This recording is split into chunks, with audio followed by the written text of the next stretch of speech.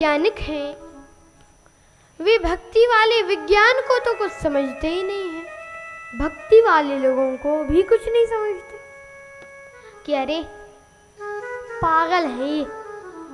कोई तो कहता है कि दिमाग खिसक गया है, पर इन्हीं बिगड़े दिमागों में भरे अमृत के लच्छे हैं। इन्हें पागल ही रहने दो, ये पागल ही अच्छे हैं।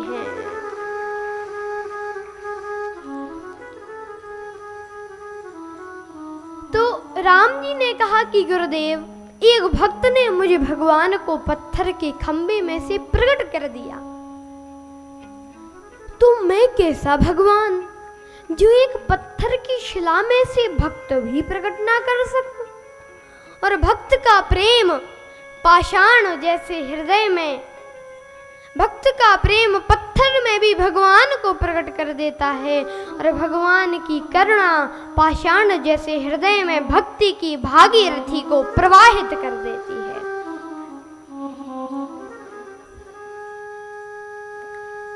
देखिए, ताली बजाते जाइए, क्योंकि ताली बजाने में मैं अपने लिए नहीं कह रहा हूं, इसमें आप लोगों का ही भला है। क्योंकि राम कथा सुंदर कर तारी, संशय विहंग उड़ावन हारी।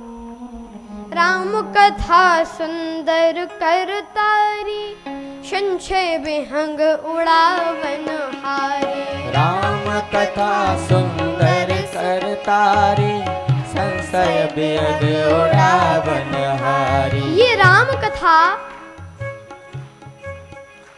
ताली है, और हमारे जैसे हम किसी पेड़ पे कोई पक्षी बैठा हो और हमें उसको उड़ाना हो तो हम लोग ताली बजाएंगे कि नहीं।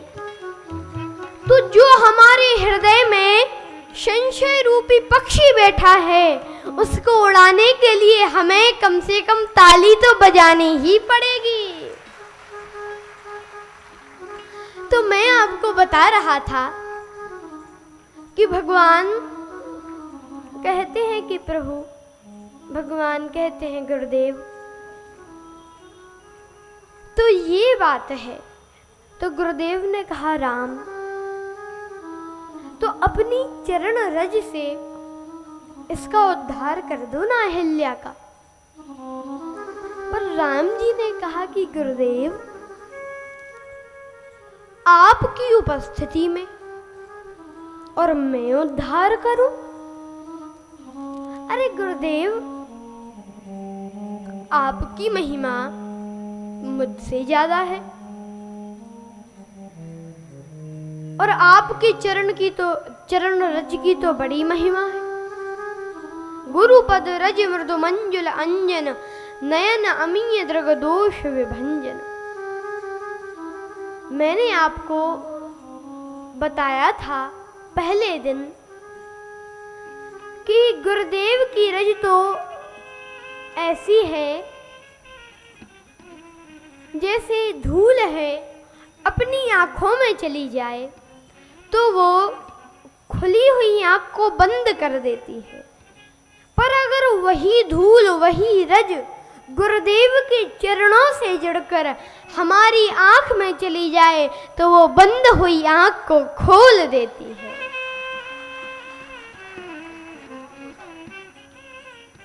तो गुरुदेव, आपकी उपस्थिति में मैं उद्धार नहीं कर सकता। गुरुदेव ने कहा वो बात ठीक है, पर कहीं कहीं चेले की महिमा गुरु से भी अधिक होती है। यहाँ पर अहिल्या को किसी ऐसे की रज से उद्धार होगा अहिल्या का जिसका कभी पतन ना हुआ हो, क्योंकि अहिल्या जी का जो पतन हुआ है वो रज से हुआ है, और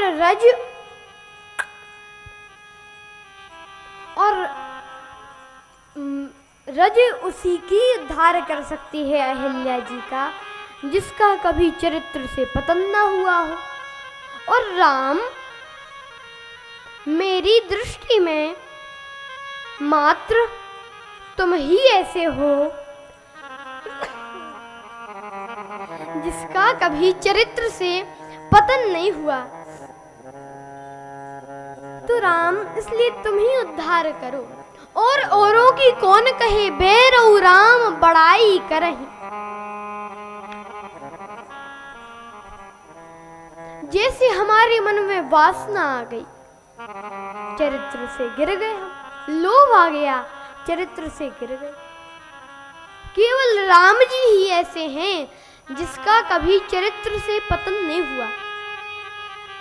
एक बार रावण कुंभकर्ण के पास पहुंचा तो कुंभकर्ण ने कहा कि लंकापति, आज तुम बड़े उदास दिख रहे हो, तुम चिंतित आज दशानन क्यों?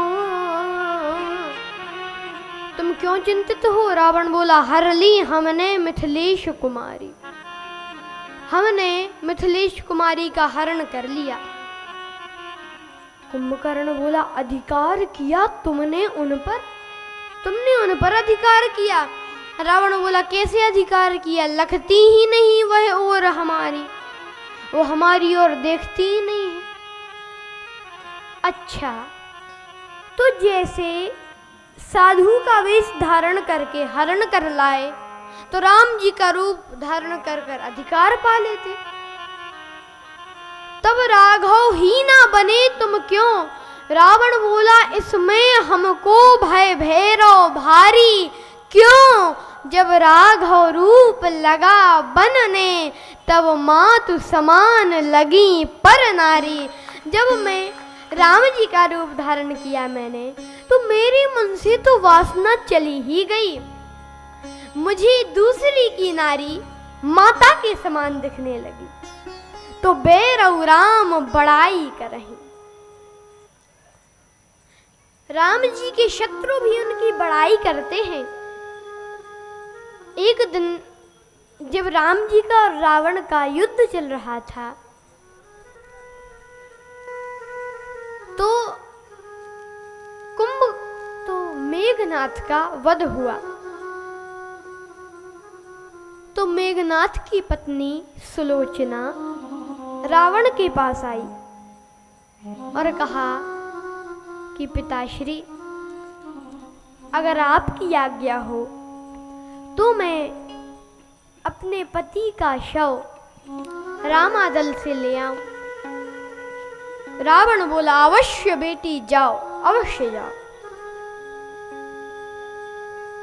अब दरबारी सोचे कि महाराज, सभा में था उस समय रावण, दरबारी सोचे कि महाराज आपकी 10-10 बुद्धियां हैं, एक में भी समझ नहीं है, 20-20 नेत्र हैं, एक से भी दिखाई नहीं देता।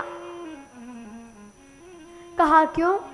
कहा अभी आपका और उनका युद्ध चल रहा है, आपका और राम जी का, तो ऐसे में आप सुलोचना को भेज रहे हैं, क्या पता वे सुलोचना को बंदी बना लें और कहें कि तुम सीता जी को लौटा दो। राम जी कहें कि तुम सीता जी को लौटाओ तो हम सुलोचना को लौटा देंगे। तो ऐसे में आप सुलोचना को क्यों जाने दे रहे हैं? तो रावण मुस्कुरा कर बोला कि दरबारियों, कितने ना समझ हो। क्यों? राम ऐसा नहीं कर सकते। क्यों नहीं कर सकते? जब आपने उनकी पत्नी का हरण किया है तो वे भी तो सुलोचना को बंदी बना सकते हैं। रावण बोला, इसलिए क्योंकि ये काम रावण का है, ये काम राम का नहीं है। और एक बार तो श्री तुलसीदास जी महाराज ने लिखा कि राम चरित बर ताग, पहिरहि सज्जन विमल और शोभा अति अनुराग। राम जी का जो चरित्र है वो धागे के समान है और होए कवित मुक्ता मणि चारु, कवियों की कविता मोती के समान है।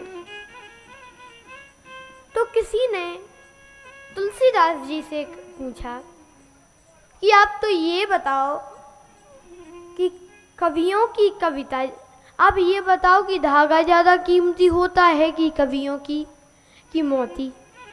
कहा कि मोती ज़्यादा कीमती होता है, तुलसीदास जी ने कहा।